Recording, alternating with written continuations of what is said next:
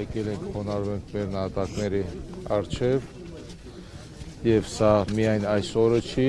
սա եւս մեկ օր է, որ առիթ է մենք գանք այստեղ եւ մեր պարտ կտանք մեր նահատակված տղաներին։ Պարոն Սարգսյան, օրերս Արցախից 10 քաղաքացի դիմեցին, որպեսզի տեղափոխվեն Հայաստան եւ նրանց տեղափոխումը ապահովվեց։ Ձեզ համար հասկանալի է, ինչու այսքան ժամանակից անց միանգամից 10 հայ արցախցի որոշեց տեղափոխվել Հայաստան եւ ըստ արցախցիների կողմից շրջանառվող տեղեկության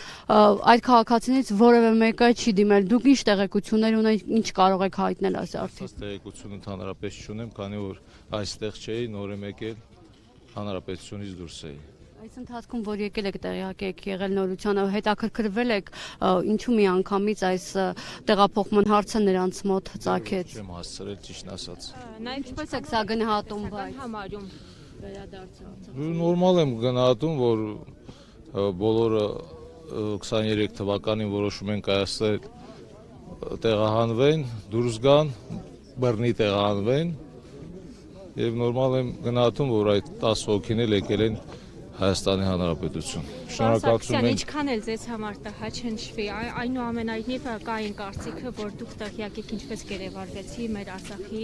ռազմաքաղաքական իշխանությունը։ Ձեր վերջնական կարծիքը ո՞րն է։ Վերջին ժամանակ, վերջին անգամ երբ եք նրանց տեսել։ Ի վերջո այս մեղադրանքները փարատելու համար դուք ինչ ունեք ասելու, որ չեք ասում։ Ես միշտ ասել եմ եւ բազմիցս ասել եմ, անընդհատ այդ հարցը տալիս եք, ես պատասխանում եմ, նորից նույն հարցը տալիս եք։ Անընդհատ ձեր անունն է նշում դրա համար։ Բա ես խոսացել եմ, չի ասել եմ, չէ, դրա մասին խոսացել եմ, որ իրենց տեսել եմ վերջի օրը իմ դուրս գալու, ոչ բոլորին։ Տեսել եմ Բակո Սահակյանին, Արկադի Ղուկասյանին, այնուհետև ես ճանապարհվեցի դեպի Հայաստանի Հանրապետություն եւ հետո իմացա, որ գերեվարվել են։ Այսքանը։ Այստեղ ոչ մի գաղտնիք չկա, որ չի բացահայտում, չի խոսում դրա մասին, անընդհատ նույն հարցը տալիս եք, նույն պատասխանը տալիս եմ ձեզ։ Նաև Ստրասբուրգում ԵԽԽՎ-ի վեհաժողովի ժամանակ Ադրբեջանին կոչ արվեց, որպեսզի ազատ արձակեն բոլոր հայ գերիներին։ Դուք ինչքանով եք այն իրատեսական համարում, հատկապես ռազմաքաղաքական ղեկավարության պարագայում։ Ես գնահատական չեմ կարող տալ, բայց ես էլ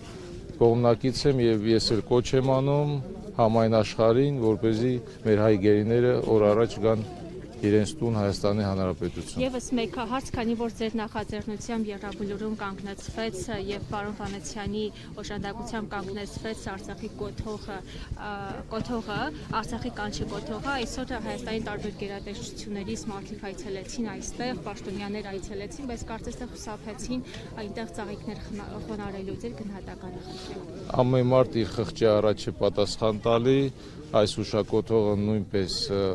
մեր զոհվածների հիշատակի համար է կառուցվել,